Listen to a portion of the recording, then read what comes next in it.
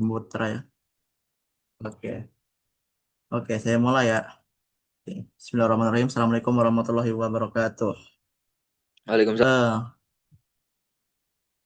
Hari ini kita akan belajar sosiologi PS kelas 7. Kalau kemarin kita sudah membahas lembaga sosial. Nah, kali ini kita akan membahas tentang salah satu topik sosiologi kelas 7 yang dipelajari setelah kita mempelajari lembaga sosial tadi, yaitu tentang nilai dan norma sosial ya, gitu. Dalam kehidupan sehari-hari kita selalu terikat dengan yang namanya aturan gitu. Kita selalu terikat dengan yang namanya tata krama, akhlak, etika, etiket gitu kan ya. Aturan-aturan dalam kemasyarakatan, dalam kekeluargaan, atau bahkan dalam suatu instansi itu, entah itu pendidikan, entah itu pemerintahan, entah itu bank, ataupun rumah ibadah sekalipun juga ada tata krama aturan yang tertulis di sana. Baik itu secara eksplisit ataupun secara implisit gitu ya kan ya. Jadi kita hidup bermasyarakat itu selalu dipenuhi dengan aturan-aturan tersebut gitu ya kan ya.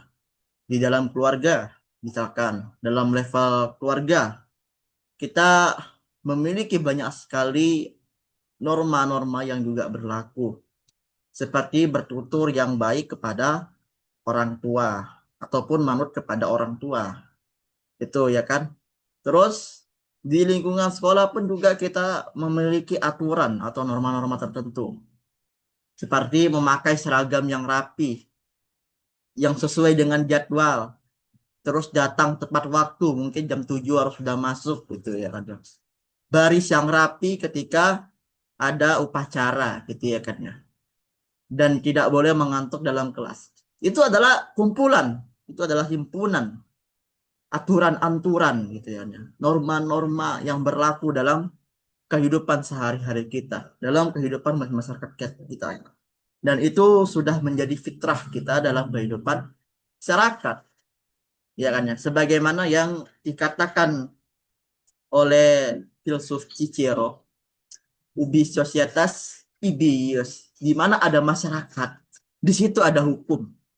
Di mana ada masyarakat, di situ ada norma, ada aturan, ada nilai-nilai yang berlaku di dalamnya yang membentuk keseimbangan atau equilibrium gitu.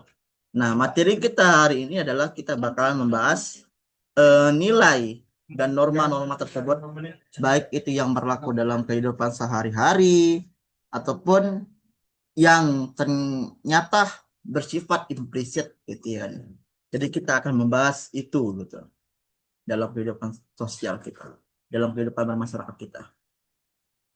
Apa itu nilai sosial, definisi dan konsep dasar?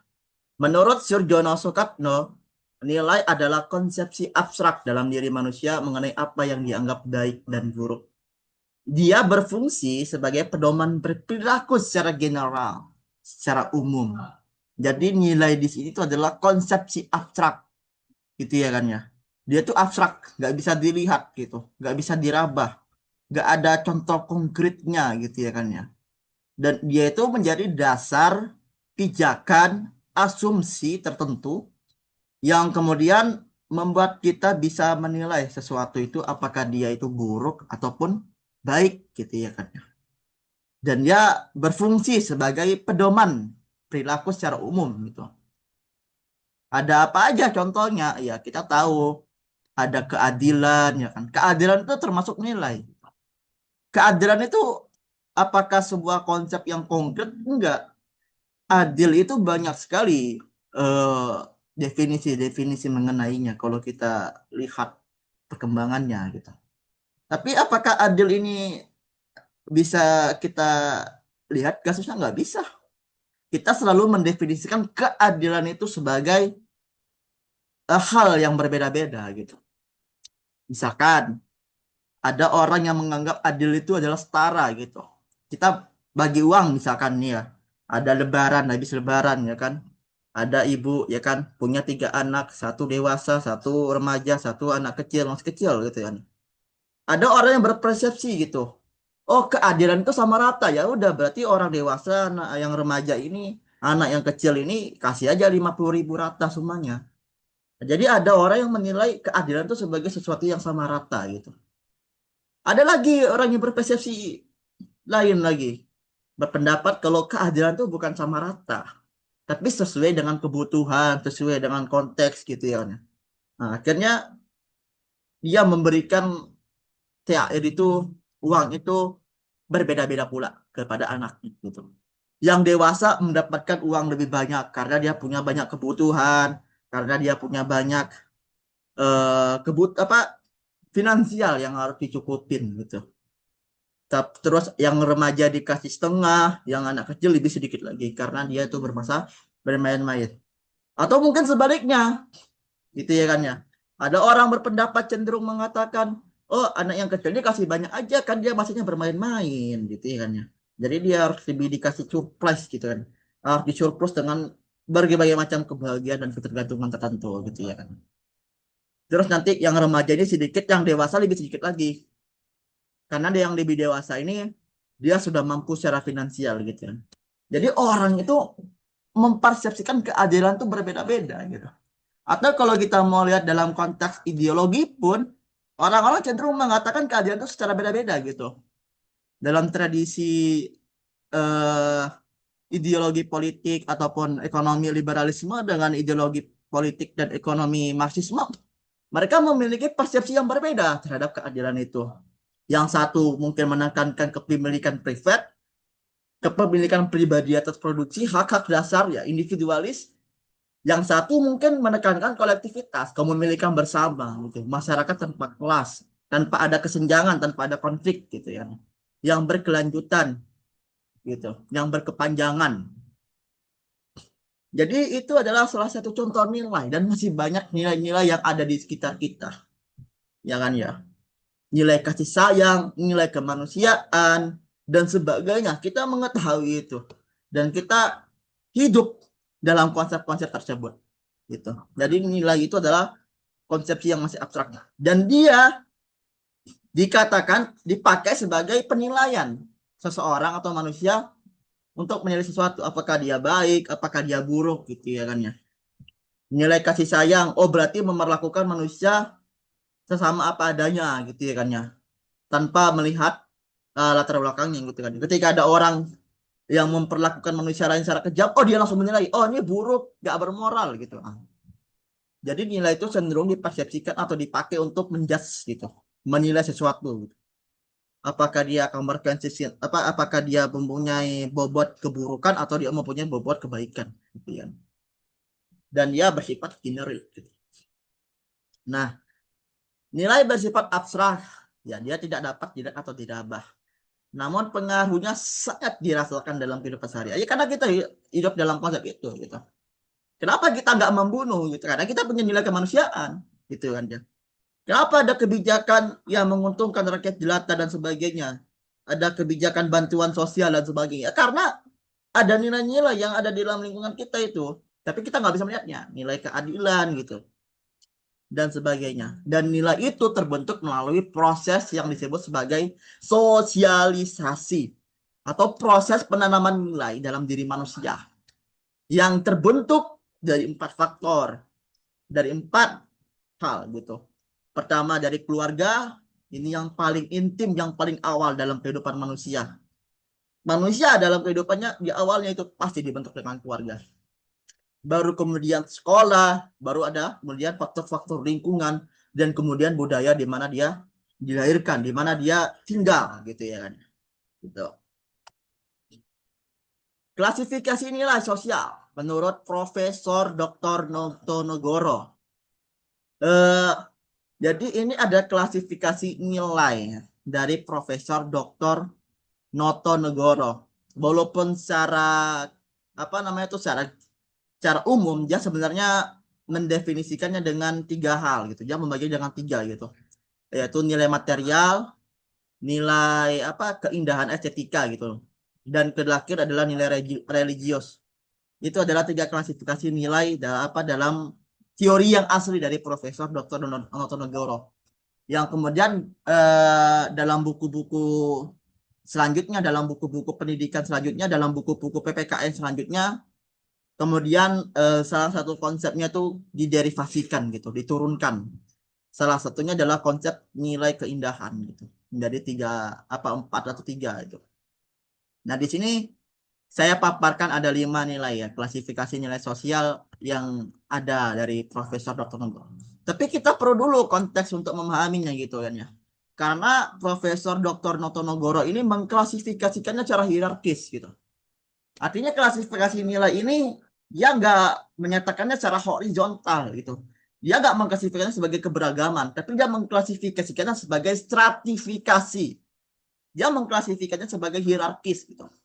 Berarti cenderung dia ke bawah, semakin dia di awal gitu. Berarti dia semakin rendah kedudukannya. Semakin dia tinggi, semakin dia nyamping. Semakin dia ke atas, artinya dia semakin tinggi nilainya gitu. Nah, dari mana Pak Profesor Dr. Notonegoro ini mendapatkan hal ini gitu ya, mendapatkan konsep-konsep nilai ini? Ya sebenarnya kalau kita mau lihat rekam jejaknya, ini salah singkat saya bahas ya, karena ini sebagai konteks tambahan penting dalam teori beliau. Gitu. Ya beliau mengambil teorinya itu dari Aristoteles gitu, tentang klasifikasi jiwa, klasifikasi non gitu. Kan Aristoteles mengklasifikasikan jiwa itu dalam 3 hal gitu ya. Ada vegetativa, anima vegetativa, ada juga anima apa instinktiva masalahnya, saya lupa namanya. Terus yang terakhir tuh adalah eh, anima eh, religius apa, saya lupa lagi ya, supranatural ya mungkin ya, saya lupa. Tapi yang jelas dia mengklasifikasinya sebagai jiwa-jiwa dari makhluk hidup gitu ya. Ada tumbuhan, ada hewan, dan ada manusia gitu ya kan ya. Yang fisik, yang instinktif, dan yang berakal budi. Itu cara bahasa sederhananya. Kita nggak pakai bahasa beliau dulu.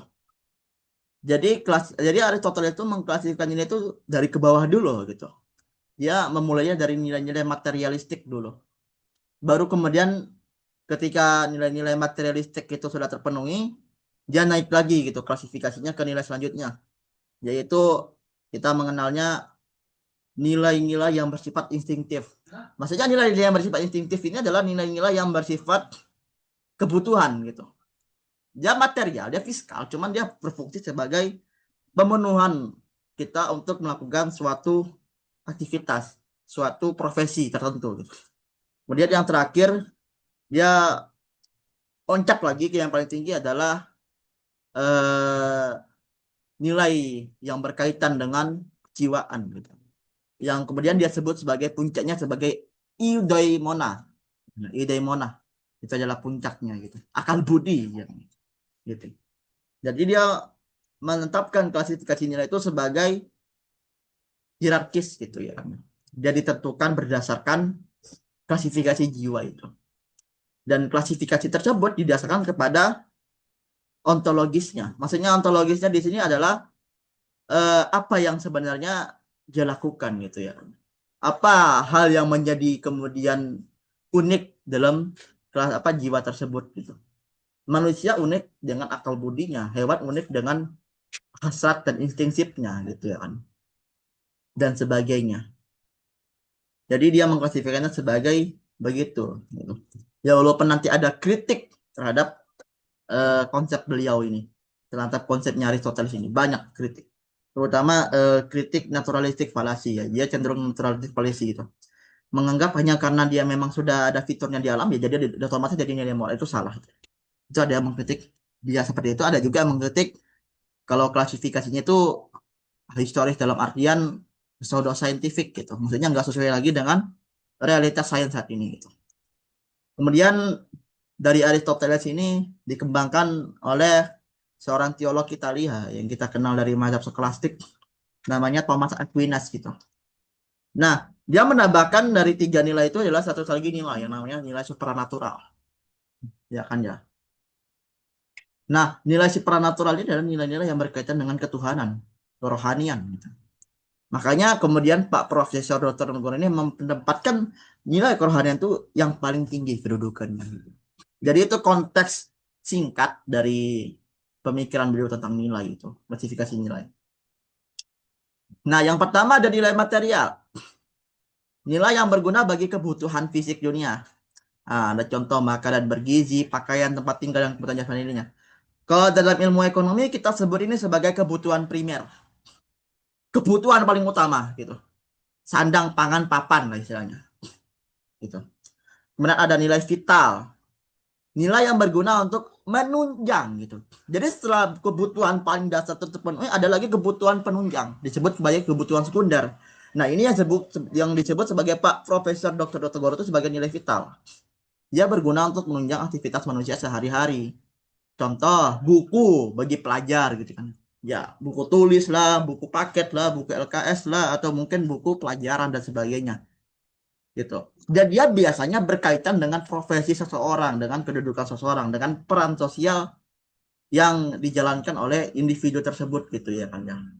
Misalkan seorang programmer ya kan memerlukan laptop, memerlukan Visual Studio Code gitu. Laptop dan Visual Studio Code itu disebut sebagai kebutuhan sekunder atau nilai vital gitu. Dia berguna untuk memenuhi profesinya itu sendiri gitu ya kan ya. Peran sosialnya itu sendiri gitu. Ada lagi jaring bagi nelayan gitu. Kalau dia tugasnya nelayan ya dia memakai jaring gitu. Jadi dia menunjang kebutuhan dalam profesinya gitu, dalam pekerjaannya gitu. Terus yang ketiga adalah nilai kebenaran gitu. Nah, ini adalah bagian dari nilai kerohanian yang bersumber dari akal atau rasio gitu. Ya karena Notonegoro ini kan terpengaruh dengan tradisi rasionalisme gitu, dengan filsafat rasionalisme gitu. Dia nggak condong ke empirisme gitu, apalagi revisionisme gitu atau skolastik gitu ya. Dia nggak condong ke situ untuk mengoutputkan kebenaran. Dia cenderung kepada rasionalisme gitu ya. Nah, contohnya putusan hakim yang adil gitu kan dan hasil penelitian ilmiah yang objektif dan sebagainya. Itu adalah nilai yang ketiga. Yang keempat adalah nilai estetika atau nilai keindahan gitu. Dia juga merupakan bagian dari nilai kerohanian gitu yang bersumber dari rasa estetika gitu kan. Kayak karya seni, musik, sastra di dalamnya. Biasanya nilai keindahan atau nilai estetika ini bersifat esoterik gitu ya, bersifat fenomenologis, bersifat subjektif ya, tergantung kepada pengalaman dan pemaknaan atau refleksi individu atau refleksi seseorang, perenungan seseorang terhadap sesuatu. Nah, ini adalah nilai estetika gitu. Dan juga ekspresi seseorang terhadap sesuatu. Gitu. Yang terakhir, yang paling tinggi dia merupakannya adalah nilai moral dan nilai religius. Gitu. Nilai moral bersumber dari kehendak. Nah, ini teori dari etikanya Immanuel Kant, Kantianisme gitu. Kan dia banyak konsep bahwasannya moral itu bersumber dari kehendak untuk berperilaku baik gitu kan ya. Yaitu tidak memotong pembicaraan orang contohnya gitu ya kan ya. Jadi bukan hanya dari tujuan semata gitu. Terus ada lagi nilai religius. Nah, nilai religius inilah adalah nilai yang tertinggi menurut Pak Profesor Dr. Negoro karena dia yang membentuk kemudian karakter gitu kan. Yang kemudian dia membentuk wadah bagi manusia itu sendiri. Dan dia lebih sifatnya lebih subjektif lagi, dia bersifat lebih esoteris lagi, gitu ya kan ya. Karena ya religiusitas, pengalaman religiusitas itu maksudnya sudah ke arah yang sangat-sangat interpretatif, sangat dipengaruhi oleh interpretasi-interpretasi tertentu. Contoh nilai religius adalah menjalankan ibadah tepat waktu. Jadi nilai yang paling tinggi adalah nilai religius, nilai-nilai agama gitu. Istilahnya kita yang paling mudah. Kemudian ada definisi. Apa itu norma sosial? Kalau tadi kita sudah bahas nilai, sekarang kita bahas norma. Ini ada peta konsep ya. Yang pertama ada definisi. Definisi dari norma sosial adalah aturan atau cara yang diterapkan masyarakat agar sesuai dengan nilai yang dianut. Jadi gampangnya, norma itu adalah aturan-aturan konkret yang diturunkan dari nilai gitu. Dari nilai-nilai gitu. Nilai kedisiplinan gitu ya. Di sekolah misalkan. Diturunkan jadi aturan konkret. rambut harus 321, seragam harus lengkap, atributnya gitu ya kan ya. Kaos kaki harus putih hitam dan sebagainya gitu ya kan ya. Atau mungkin nilai-nilai kemanusiaan gitu bisa diturunkan gitu ya kan ya, menjadi menghormati sesama teman, menghargai sesama teman, saling berbagi dan sebagainya. Itu norma. Norma itu adalah turunan aturan yang dibuat dari konsep-konsep nilai yang bersifat abstrak. Jadi dari konsep abstrak itu diturunkan dia ke bawah. Jadi dijadikan konkret gitu ya. Jadi dijadikan aturan-aturan tertentu yang bersifat bisa kita pahami, bisa kita ikutin, bisa kita praktikkan dan bisa kita lihat gitu, bisa kita ukur itu. Norma sosial itu. Nah, gitu. Kemudian ada asal-usul. Nah, diturunkan dari nilai-nilai sosial yang berlaku dalam masyarakat. Artinya, norma itu nggak bisa dilepaskan dari kultural, dari konteks budaya, sosial, politik, dan ekonomi yang mendasarinya. Yang mendasari masyarakat tersebut tinggal gitu. Ya kan ya. Jadi, asal-usulnya ada di sana gitu. Kemudian ada bahwasanya norma sosial itu bersifat dinamis gitu. Artinya norma itu gak kaku gitu. Kadang apa yang dulu dianggap benar, kadang apa yang dulu dianggap standar itu berubah gitu ya kan ya. Ada bergeser, ada pergeseran gitu. Nah, itu adalah sifat dinamis dari norma sosial gitu. Salah satu contohnya ada. Contoh celana panjang ya kan. Celana panjang dulu bau-bau arwahnya tuh maskulin banget gitu. Pada abad pertengahan sebagainya. Celana panjang tuh dikaitkan dengan laki-laki. Sekarang apa? Perempuan laki-laki mau pakai celana panjang ya sudah gitu. Jadi aspek gendernya dalam pakaian itu sudah hilang gitu. Ya, ini nanti bakalan lebih kompleks kalau kita bahas ke teori gender, bakalan kompleks banget. Terus yang ke ya itu tadi ada contoh perubahan ya, sudah saya jelaskan. Ah, 4 jenis forma sosial. Ah, ini yang ada di buku ya, yang ada di buku LKS itu. Yang pertama ada norma agama. Norma agama adalah norma yang bersumber dari Tuhan gitu ya kan ya. Bersumber dari agama. Ini definisi sempitnya ya, bukan definisi keseluruhannya. Karena agama itu sendiri secara definitif dia sangat sulit didefinisikan gitu. Karena agama itu ada juga yang ternyata agama yang nggak punya Tuhan gitu. Maksudnya mereka tuh bukannya nggak mengenal Tuhan, nggak bertuhan, tapi mereka tuh kurang mengenal konsep Tuhan gitu. Ya, contohnya Buddha atau agama Konfusius gitu, Konghucu sekarang ya. Atau mungkin agama Buddha sebagainya gitu. Mereka lebih condong ke agama-agama yang teosof gitu. Tapi mereka disebut agama. Tapi mereka nggak punya konsep ketuhanan yang baku seperti agama-agama pada umumnya, terutama agama-agama Abrahamik gitu, Kristen, Katolik ya, apa Kristen, Yahudi, Islam gitu. Nah, agama ini dimaknai secara sempit dalam artian ketuhanan dalam kitab sebagainya gitu. Jadi norma agama itu adalah norma aturan yang bersumber dari agama gitu. Ya, contohnya ada larangan berzinah dalam Islam atau mungkin larangan mencuri dalam agama Islam gitu. Kan ada hadnya, ada hukumannya dan sebagainya gitu. Kemudian ada norma kesusilaan gitu. Norma kesusilaan itu adalah norma yang bersumber dari hati nurani manusia. Dia tuh dari empati gitu. Dia lahir dari empati manusia terhadap sesuatu gitu kan. Jadi ketika ada manusia misalkan mencuri, menyakiti temannya gitu dengan ucapan, dengan perilaku buruk gitu. Tiba-tiba dia menyesal. Akhirnya dia minta maaf gitu ya kan. Bro, minta maaf dong gitu. Nah, itu adalah bentuk manifestasi dari norma kesusilaan. Jadi ketika dia melakukan kesalahan, dia merasa malu, dia merasa menyesal gitu ya kan ya. Nah, itu adalah norma kesusilaan. Dia berasal dari empati, dari hati nurani gitu. Gitu. Berkata jujur, tidak berbohong, namun tidak bersama. Nah, itu ada sanksi juga gejalanya gitu. Kalau norma agama tadi kan dosa ya kan ya. Dosa dan balasan di akhirat. Walaupun nggak semua agama memiliki konsep akhirat. Catat itu. Ini hanya definisi sempit yang ada di buku. Ya karena ini konteksnya buat kelas 7 ya. Terus yang ketiga ada norma kesopanan ya kan.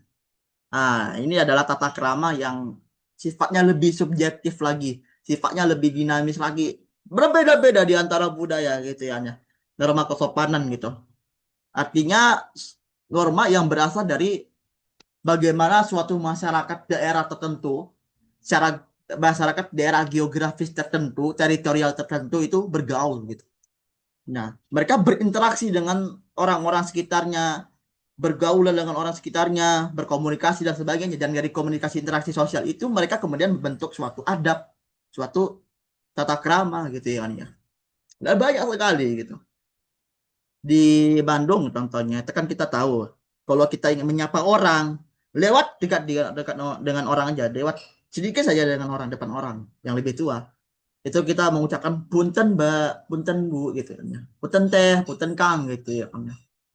Gitu. Atau mungkin di daerah lain-lainnya, mungkin di Jawa ada nyun sewu dan sebagainya gitu. Atau mungkin etika-etika dalam bergaul gitu ya. Bagaimana kalau dilanggar? Ya dapat sanksi, namanya teguran sosial gitu ya kan ya. Dikucilkan bisa itu kan. Nah, itu ada contohnya mendahulukan orang tua, memberi salam saat bertemu, masuk rumah ucapin assalamualaikum gitu ya dan sebagainya. Nah, itu contoh dari norma kesopanan. Dia lahir dari tata krama. Norma hukum selanjutnya yang keempat, sumber lembaga resmi. Artinya institusi, dari institusi tertentu dari negara, lembaga resmi negara gitu. Dan ini bersifat positifis biasanya bersifat positifis dan tertulis. Sanksinya ya bisa denda, bisa penjara, bisa rehabilitasi dan sebagainya. Gitu. Contohnya ya nggak boleh korupsi, ya kan ya, mematuhi rambu lalu lintas, ya kan ya nggak boleh ugal-ugalan dan sebagainya gitu. Itu salah satu contoh norma hukum. Biasanya sanksinya itu lebih ke arah terkait dengan kenegaraan, lembaga tertentu, lembaga yuridisial tertentu. Nah, ini ada perannya gitu. Apa sih peran dari masing hal tersebut gitu? Apa sih peran nilai dan norma dalam masyarakat tuh gitu? Pertama, memberikan orientasi, ya peran nilai ini ya. Peran nilai pertama adalah memberi orientasi perilaku kepada anggota masyarakat gitu ya. Jadi seperti yang saya jelaskan tadi, nilai itu adalah bersifat abstrak gitu. Dia masih belum konkret gitu. Dia masih berupa pedoman general gitu. Apa yang harusnya kita lakukan atau apa yang harusnya kita justifikasikan kepada orang lain gitu. Jadi dia memberi arahan itu. Keadilan, kemanusiaan dan sebagainya itu jadi orientasi gitu. Oh, saya akan hidup dengan berasaskan kepada Pancasila. Oh, saya akan hidup dengan berasaskan kepada kemanusiaan gitu. Itu adalah nilai. Yang kedua adalah menciptakan stabilitas dan keseragaman sosial gitu. Nah, peran nilai itu penting untuk menciptakan keteraturan, menciptakan stabilitas masyarakat, dan tentu saja menyeragamkan semuanya. Biar apa? Biar nggak ada terjadi perpecahan, biar nggak ada terjadi konflik, diseragamkan, demi stabilitas gitu. Jadi nilai itu berfungsi sebagai kesepakatan lah, kontrak sosial gitu. Yang kemudian nanti bakalan menciptakan stabilitas karena mereka masyarakat itu saling percaya satu sama lain gitu. Yang ketiga adalah memberi legitimasi pada aturan-aturan masyarakat. Nah, penting ini. Jadi nilai itu kan masih abstrak. Nah, karena dia masih abstrak, berarti dia bebas secara interpretatif untuk diderifikasikan untuk diturunkan menjadi aturan-aturan spesifik tertentu dalam suatu masyarakat. Ya terserah dong masyarakat mau membuat aturan apa gitu ya kan ya. Dari nilai tersebut gitu kan. Jadi itu adalah perannya. Kemudian empat adalah sebagai fungsi alat motivasi dan kontrol sosial gitu. Jadi nilai itu secara nggak langsung itu adalah sebagai suatu pengawasan gitu ya kan. Ada temen gitu kan ya. Lagi di satu kelas misalkan ada guru masuk ngajar gitu ya kan. Gurunya mengawasin gitu. Macam lagi ujian gitu. Oh nggak boleh nyontek ini. Saya ajarin saya keliling gitu. Nah itu sebagai kontrol sosial gitu. Itu dimaksudkan sebagai nilai kejujuran. Gitu. Tapi juga sebagai motivasi gitu. Motivasi seorang untuk berbuat baik gitu ya kan ya. Untuk bekerja sama dan sebagainya gitu ya kan ya. Atau mungkin ya sebagainya gitu. Tanpa nilai masyarakat kehilangan pedoman tentang apa yang baik dan buruk. Nilai adalah fondasi fundamental dari seluruh tatanan sosial. Peran nilai. Terus ada peran norma. Peran norma yang pertama adalah mencegah perselisihan antara anggota masyarakat karena sudah ada kesepakatan yang dia. Sudah ada aturan yang disepakati gitu. Jadi nggak ada lagi yang berselisih. Terus yang kedua, membantu masyarakat mencapai tujuan kolektif atau tujuan bersama.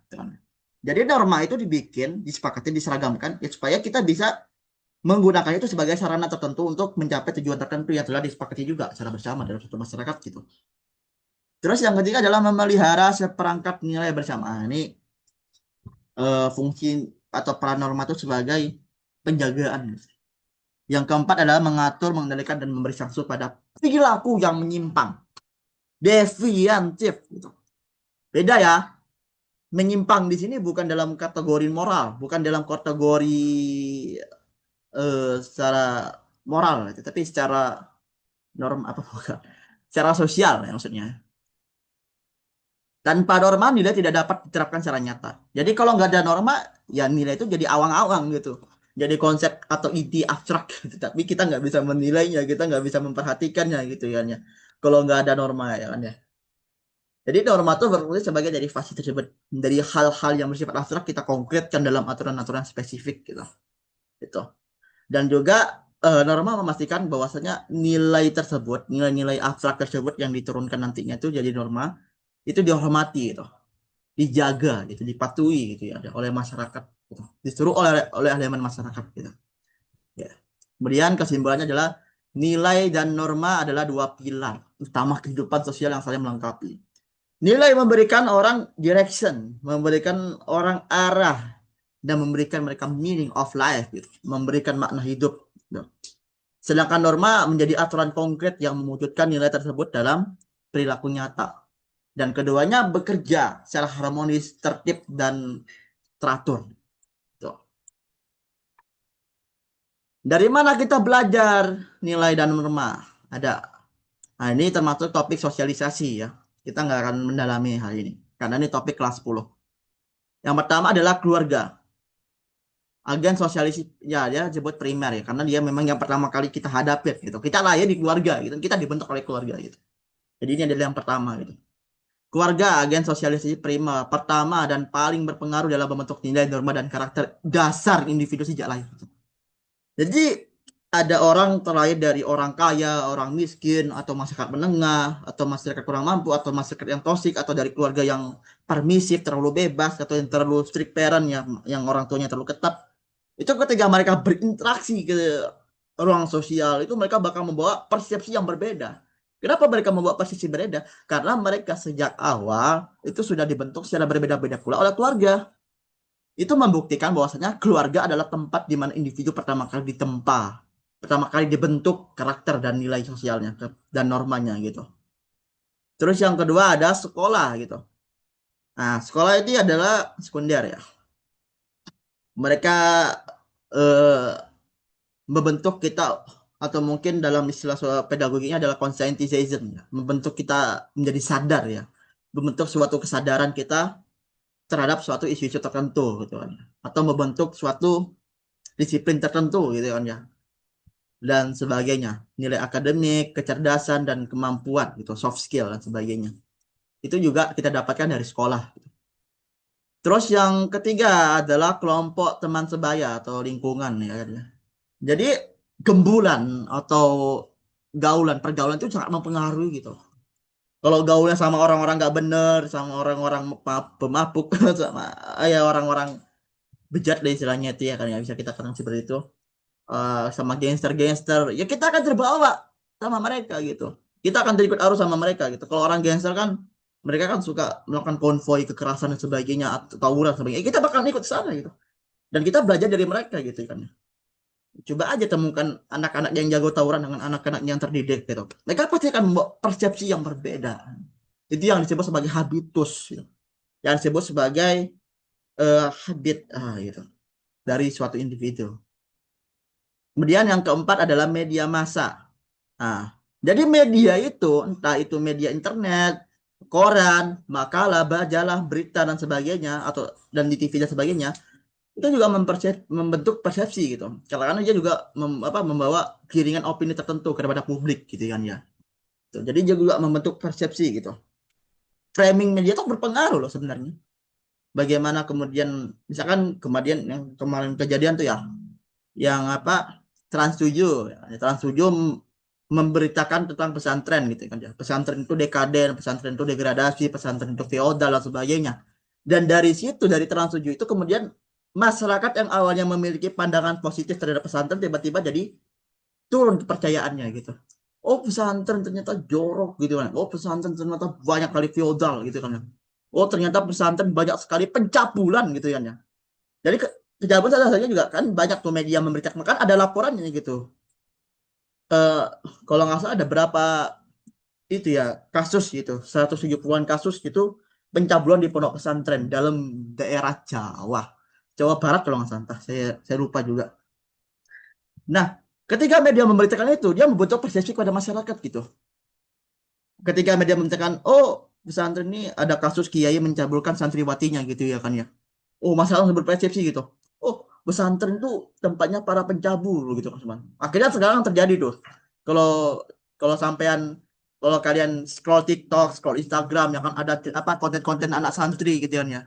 Yang cetek-cetek apa itu ya kan ya, flashing-flashing gitu. Itu kalau kalian lihat komennya, banyak sekali komen-komen negatif gitu. Dirodok-rodok apa dan sebagainya. Ya, jadi media berita itu juga mempengaruhi persepsi publik gitu. Bagaimana publik menanggapi suatu isu. Berpengaruh banget gitu. Itu salah satu contohnya. Dan masih banyak lagi contoh yang lain. Nah, apa yang terjadi jika norma dilanggar? Nah, ini adalah konsep dari Emile Durkheim ya. Akan terjadi yang namanya deviansi. Deviansi sosial. Deviansi itu adalah perilaku penyimpangan. Perilaku yang menyimpang gitu ya kan ya. Disebut menyimpang karena apa? Karena dia tidak mengikuti nilai, aturan, norma, hukum yang berlaku pada suatu masyarakat. Gitu. Jadi kategorinya apa? Ya, di sini mohon maaf ya, kategorinya bukan moral. Dia orientasinya bukan kepada moral itu. Karena hanya karena dia disepakati oleh suatu masyarakat tertentu, dia bukan berarti benar gitu. Jadi di sini nggak bermakna secara moral gitu. Dan juga nggak bermakna secara normatif gitu. Tapi dia bermakna secara sosial gitu. Deviansi di sini bermakna secara sosial gitu. Jadi disebut menyimpang ketika dia tidak mengikuti aturan atau nilai yang berlaku dalam masyarakat gitu ya kan ya. Nah, itu adalah deviasi sosial, deviantif yang terjadi. Nah, di sini ada dua kategori, ada deviansi ringan, ada deviansi berat. Deviasi ringan adalah pelanggaran kecil. Nah, dia biasanya kerugiannya itu nggak besar lah ya. Kayak ya kita terlambat ke sekolah, terus ngomong kasar, ngomong kotor, terus selebet-selebet gitu, nggak mengantri gitu kan. Nyerebet aja. Nah, itu juga eh, penyimpangan gitu kan ya. Dan itu kerugiannya nggak begitu besar gitu. Ya paling kerugiannya hanya pada aspek tertentu saja gitu. Maksudnya ya itulah. Terus ada deviasi berat gitu, deviasi yang tinggi gitu. Nah, deviasi berat adalah pelanggaran serius yang merugikan gitu. Ya kerugiannya nyata, bersifat material, bisa diukur. Dia bisa merugikan individu atau merugikan suatu masyarakat gitu. Contohnya pencurian, ada kekerasan, gitu kan ya. Kekerasan fisik, kekerasan simbolik lah, atau kekerasan kultural dan sebagainya. Dan juga kecanduan narkoba dan sebagainya. Tawuran juga salah satunya. Merugikan juga itu, mengancam masyarakat. Itu adalah kategori apa? Kategori deviansi dalam hal skalanya itu. Nah, penyimpangan atau deviansi ini nantinya akan berkorelasi atau berkonsekuensi pada sanksi, sanksi sosial gitu. Mulai dari diasingkan, dikucilkan, ataupun hukuman formal, atau mungkin ditegur sebagainya, didenda, penjara, dan sebagainya. Ah, apa sisi positifnya? Nah, deviansi itu nggak berarti selalu negatif ya. Karena dalam sejarah, beberapa pelanggaran norma justru mendorong perubahan sosial positif gitu. Ya contohnya apartheid di Afrika itu menentang norma yang mendiskreditkan kulit hitam gitu ya kan ya. Atau mungkin gerakan sipil yang ada di Amerika Serikat gitu yang menentang rasisme terhadap kulit hitam juga gitu ya kan. Itu adalah pelanggaran terhadap norma deviansif. Secara sosiologi itu bisa dikatakan sebagai deviansif, sebagai penyimpangan norma. Tapi apakah secara moral dia benar gitu atau salah? Ya itu kategorinya beda lagi gitu. Nah, deviansi itu nggak selalu buruk gitu. Kadang dia juga bisa benar gitu. Atau mungkin feminisme, gerakan-gerakan perempuan yang mengusung hak hak perempuan gitu. Nah, itu juga melanggar norma kan? Norma apa? Norma patriarki gitu ya kan. Tapi apakah itu buruk secara moral? Enggak. Kita nggak bisa menilai itu. Karena itu kategori yang berbeda. Deviansi di sini adalah kategori sosial, bukan kategori moral atau kategori normatif. Sorry. Jadi kita harus lebih kritis ya, terhadap konsep ini. Ah, Emil Durkheim dan konsep anomi ya kan ya. Apa itu anomi ya? Kita Durkheim adalah bapak sosiologi modern asal Perancis ya kan ya. Apa itu anomi? Anomi itu adalah kondisi masyarakat tanpa ada norma yang berlaku, gitu. Atau dalam arti lain, ketika norma-norma aturan-aturan yang ada di masa itu mengalami krisis kepercayaan, krisis fundamental, ya kan ya, atau melemah gitu, atau nggak ada lagi kekuatan mengikatnya gitu. Itu ada anomi gitu. Jadi aturan-aturan seperti ya disiplin dan sebagainya itu jadi nggak dipatuhin lagi. Itu adalah konsep anomi gitu. Nah, anosmi itu biasanya terjadi saat ada perubahan yang besar gitu. Kayak industrialisasi gitu ya yang ada di Eropa terjadi ataupun urbanisasi yang terjadi di abad ke-20. Dan itu biasanya mengguncang gitu ya. Dia berdampak kepada guncangan gitu dalam skala tatanan sosial gitu. Dalam tatanan yang besar gitu. Dan guncangan itu sungguh besar gitu ya. Sampai-sampai tatanan lama itu runtuh. Tatanan-tatanan lama itu runtuh dan terbentuklah tatanan baru gitu. Jadi masyarakat itu dituntut untuk adaptif ketika masuk ke kondisi anomi. Nah, dalam salah satu karyanya berjudul Suicide gitu, Durkheim menunjukkan bahwasanya tingkat bunuh diri lebih tinggi di masyarakat yang mengalami anomi gitu. Jadi masyarakat yang mengalami perubahan cepat gitu. Kalau istilahnya Paul Virilio itu adalah dromologi yang sangat cepat, sangat masif gitu. Itu memiliki tingkat bunuh diri yang tinggi gitu. Ketika terjadi anomi gitu. Jadi itu adalah riset utamanya. Dan kesimpulannya adalah norma sosial adalah perekat masyarakat gitu.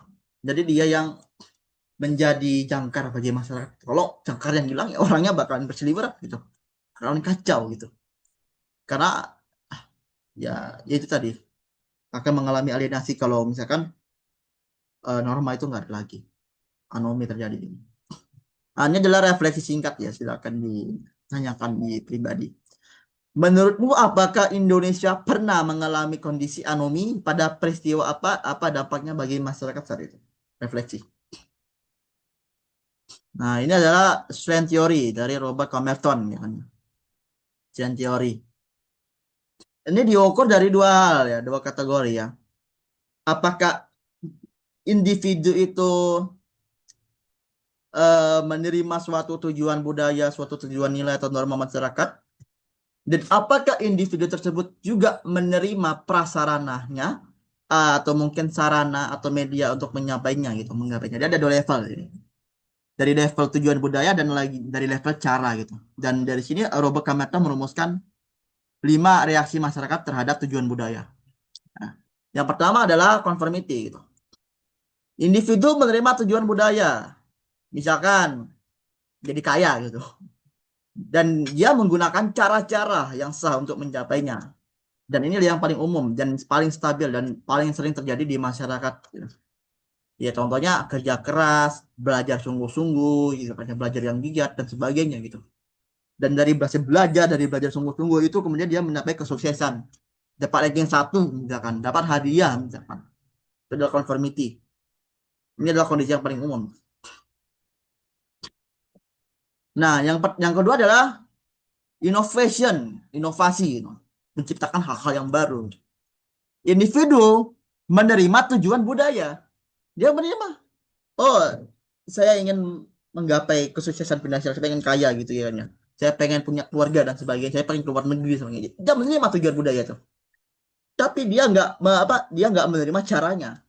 Cara-cara yang sah, cara-cara yang bermoral itu nggak dia nggak menerimanya, dia menolak gitu. Namanya innovation itu. Makanya disebut inovasi itu. Jadi ada semacam tujuan baru untuk mencapai tujuan tersebut gitu. Dan tujuan ini biasanya adalah tujuan yang manipulatif, tujuan yang destruktif gitu ya. Cara-cara yang destruktif maksudnya, yang manipulatif gitu. Jangan ya. Contoh, oh aku ingin kaya gitu, pesugihan gitu. Oh aku pengen kaya, korupsi gitu kan, mencuri gitu kan, jambret gitu kan, begal. Itu contoh innovation. Terus ada lagi ritualism. Ah, ritualism ini beda lagi. Dia kebalikan dari innovation gitu. Individu sudah lagi nggak memiliki ketertarikan, sudah melepaskan lagi dirinya dari tujuan besar tersebut. Pengen keluar, pengen dapat gaji, pengen dapat relasi yang banyak, pengen kerja di luar negeri, pengen kuliah di luar negeri, atau pengen jadi kaya, ya kan, pengen kuliah di universitas. Itu kan ada cara-cara yang baik untuk mencapainya. Nah, dalam konteks ritualisme ini, dia sudah nggak percaya lagi sama hal itu. Dia udah nggak percaya lagi sama tujuan-tujuan itu. Dia nggak peduli, ah aku eh, belajar, kuliah, sebagainya, nggak peduli aku gitu. Tapi dia tetap mengikuti aturan dan prosedur untuk menggapainya gitu. Dia pengen kuliah gitu, tapi dia nggak bersama sekali gitu kan ya. Jadi dia bukan belajar belajar materi SMA ya kan, tentang sosiologi sebagainya gitu kan, tentang anak IPS gitu. Dia belajar dia belajar gitu kan UTBK dan sebagainya, buat seleksi dan sebagainya gitu kan ya. Tapi faktanya ternyata dia belajarnya gak termotivasi dengan baik gitu. Murung aja, eh, ditunda-tunda dan sebagainya gitu. Itu dari ritualisme gitu. Mereka udah nggak tertarik dengan tujuannya, tapi mereka masih melakukan prosedur gitu. Nah, contoh lagi yang lain itu adalah pegawai ya.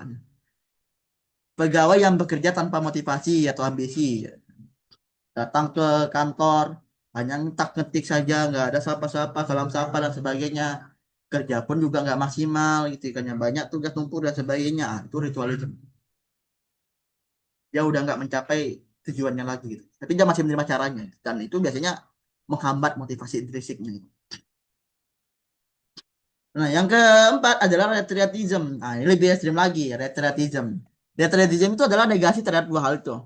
Jadi individu itu menolak tujuan suatu budaya sekaligus cara-cara yang sah untuk menggapainya.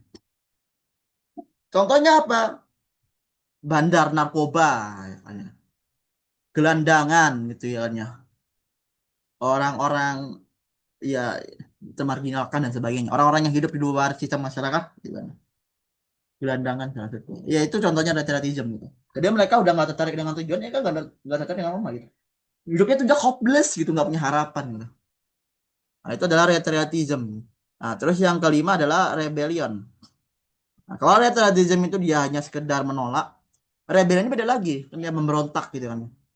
Kalau rebellion berarti ya nggak menerima semua norma suatu saat itu, suatu tujuan budaya masyarakatnya, dan dia melakukan alternatif itu adalah dia bakal mengambil budaya-budaya luar gitu. Dia akan mengadopsi budaya-budaya luar gitu. Contohnya adalah westernisasi, contohnya westernisasi.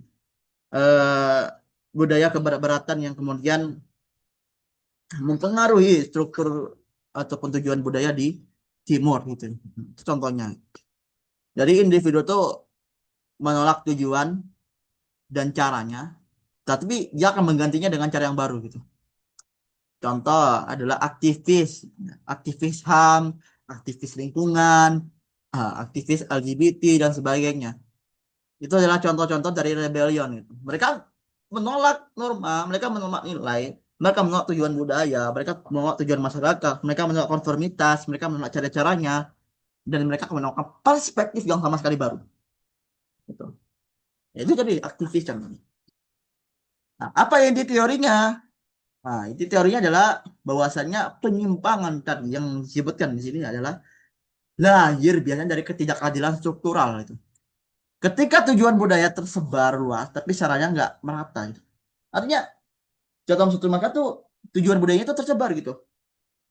Mereka sepakat tujuan budaya itu, tapi sarananya itu kadang terhambat gitu ya. Misalkan dapat, misalkan kuliah gitu kan ya, kuliah. Masyarakat sepakat pengen kuliah gitu kan ya, tujuan budaya gitu kan ya, udah tren gitu kan pengen kuliah.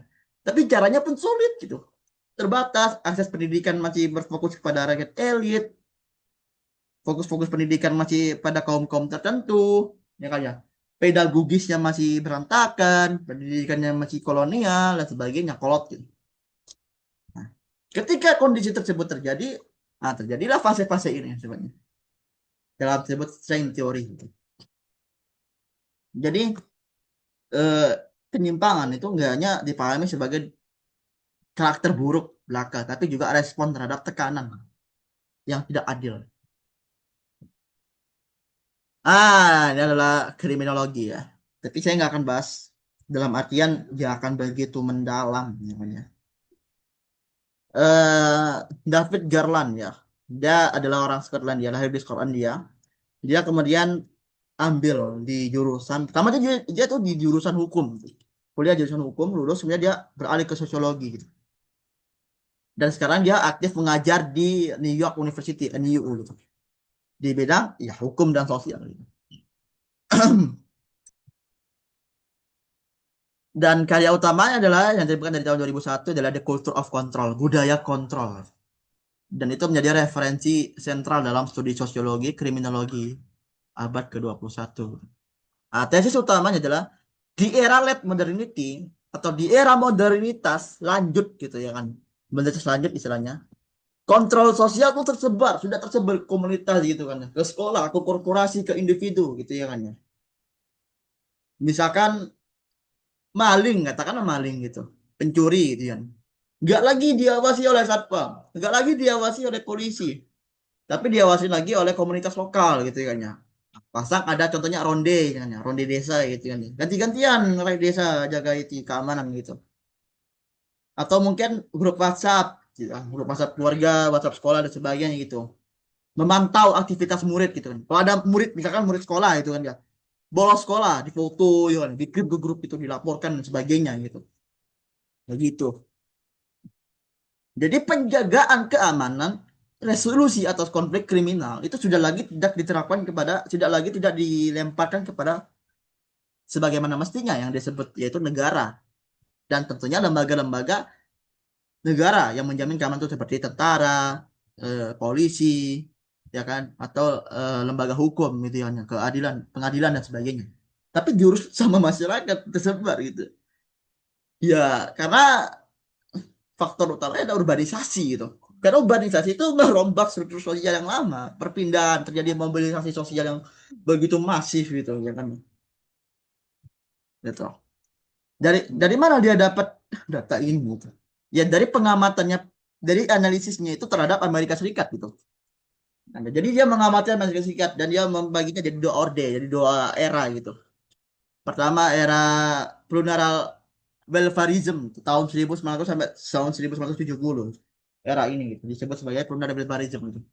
Di saat negara AS itu masih mengguncang-guncang welfare state atau negara kesejahteraan kalau nggak salah ya. Jadi pada masa ini, masa Amerika Serikat itu ya kalau masyarakat kriminal, mereka tuh berorientasi kepada apa? Rehabilitasi. Jadi kalau ada orang mencuri, kalau ada orang ya, yang melanggar hukum lah istilahnya itu, mereka nggak dipenjara, mereka nggak dihukum mati, mereka nggak ditembak dan sebagainya gitu. Mereka nggak dicegat dengan cara-cara yang kekerasan gitu. Tapi mereka dicegat dengan cara yang humanis, humanistik gitu. Dengan cara apa? Dididik, direhabilitasi, ya kan ya, dibawa ke psikolog, psikiater dan sebagainya. Itu yang terjadi di AS sebelum ada urbanisasi, sebelum masuk ke era late modernity atau modernitas lanjut. Late modernity itu kan konsepnya dari Zygmunt Bauman itu kan, tokohnya tuh. Konsep dari late modernity tadi beliau itu. Jadi dia mengamati di AS itu seperti itu. Dan itu semua tanggung jawabnya dilemparkan kepada siapa? Kepada negara, kepada polisi, masyarakat ya sudah gitu, percaya saya ini justru gitu, kamu cukup percaya saja gitu kepada kami gitu aja, kami akan mengatasi kejahatan, kami akan menegakkan keadilan itu jadi di AS di Amerika sebelum 1970. Ketika urbanisasi terjadi pada 1970 1980, terjadi mobilisasi yang begitu masif, bergejolak masyarakat perpindahan gitu ya, dari desa-desa menuju kota-kota, makanya urbanisasi. Dan dalam hal ini mereka jelas mengalami krisis gitu. Dan saat inilah kemudian AS itu, Amerika Serikat itu masuk ke era yang disebutnya sebagai culture of control itu, di mana perilaku-perilaku kriminal itu tidak lagi diserahkan sepenuhnya kepada negara untuk diselesaikan secara hukum, secara yudisial gitu, tapi sudah tersebarkan kepada publik gitu. Nah, dari sini dia kemudian menyebutnya sebagai suatu paradoks gitu. Terjadi suatu paradoks ini. Em, Desentralisasi suatu keputusan perilaku kriminal ke level masyarakat, itu menciptakan bias dalam masyarakat itu sendiri, yaitu bahwasanya masyarakat percaya bahwasanya dirinya itu adalah sesuatu yang aman gitu, punya kontrol penuh gitu terhadap kejahatan gitu. Mengalami itu. Jadi mereka merasa aman, masyarakat merasa aman. Tapi sebenarnya di sisi lain, menurut Garland, menurut David Garland, masyarakat itu juga sebenarnya lagi dicekcokin sama pemerintah, lagi dicekcokin sama negara gitu. Bahwasannya negara sudah lagi tidak menjaminkan keamanan gitu, yang pasti kepada masyarakat gitu. Karena fokusnya kepada kesejahteraan. Oh iya iya iya. Pasca penelusuran Bavarisme yang sebelum 1900 itu, sebelum AS melakukan welfare state ya, masih berbasis kapitalis, sorry. Saya keliru tadi. Baru kemudian ketika AS mengembang-kembangkan welfare state, ah, terjadilah kondisi itu. Jadi mereka lebih fokus pada kesejahteraan individu dan sebagainya gitu, daripada eh, tentang rehabilitasi tersebut gitu. Nah, em, dalam konteks Indonesia, masa kini, hal ini tentu berbahaya gitu ya kan. Kenapa berbahaya? Karena dalam hal ini dikhawatirkan bahwasannya karena masyarakat dalam Indonesia itu sudah lagi nggak percaya pada hukum-hukum formal yang berlaku, maka dikhawatirkan maka akan mengalami yang namanya main hakim sendiri gitu. Kita kan tahu itu ada main hakim sendiri gitu. Jadi kalau ada pencuri nggak diserahkan pengadilan, nggak diserahkan ke polisi, karena mereka punya trust issue gitu. Maka punya krisis kepercayaan terhadap institusi-institusi terhadap hukum-hukum tersebut gitu. Makanya diseret, diarak, dibakar, dipukulin sebagainya sampai bonyok. Itu adalah kekalahan terbesar dari Garland itu. Kalau bukan kriminal itu nggak diatasin secara responsibilitas gitu, negara gitu. Nah, kesimpulannya ada empat kesimpulannya ya. Pertama, nilai adalah pedoman abstrak tentang baik dan buruk. Norma adalah aturan yang konkret yang ditetapkan dari nilai-nilai sosial yang berlaku di masyarakat. Yang kedua, nilai terbagi menjadi material, vital, dan kerohanian. Nah, ini adalah dari Notonegoro gitu ya kan ya. Jadi itu dari Notonegoro nilai itu. Terus norma itu ada norma agama, ada norma kesusilaan, ada norma kesetaraan, dan ada norma hukum gitu ya kan ya. Terus yang ketiga adalah nilai dan norma apa nilai dan norma itu dipelajari melalui sosialisasi. Keluarga adalah agen sosialisasi primer yang paling pertama dan berpengaruh gitu ya kan ya. Terus yang keempat, anormi Durkheim ya. Dari Durkheim itu terjadi saat norma-norma tersebut melemah gitu. Dan itu sebagai respon terhadap ketidakadilan struktural gitu. Dan Garland menekankan harus ada penegakan norma kembali dan tanggung jawab kolektif dalam masyarakat. Ini silakan kawan-kawan silakan didiskusikan sendiri, silakan direfleksikan, silakan temukan jawabannya gitu kan ya. Ya.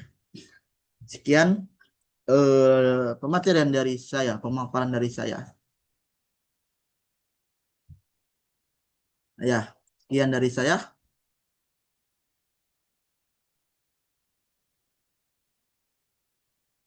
Ya, silakan kalau misalkan nggak ada pertanyaan, kita akan akhiri diskusi kita kali ini atau materi kita hari ini. Oke, silakan. Apakah ada yang bertanya mungkin ya?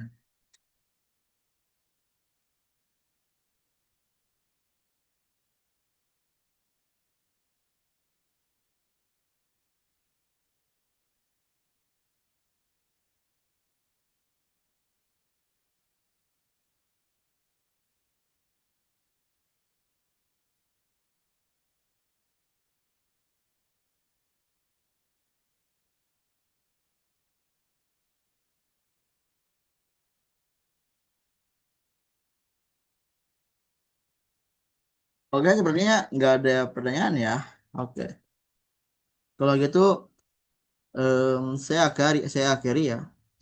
Assalamualaikum warahmatullahi wabarakatuh ya. Jadi kalau misalkan ada yang ditanyakan silakan didiskusikan di WA saya pribadi atau mungkin di kolom komentar bisa. Sekian dari saya.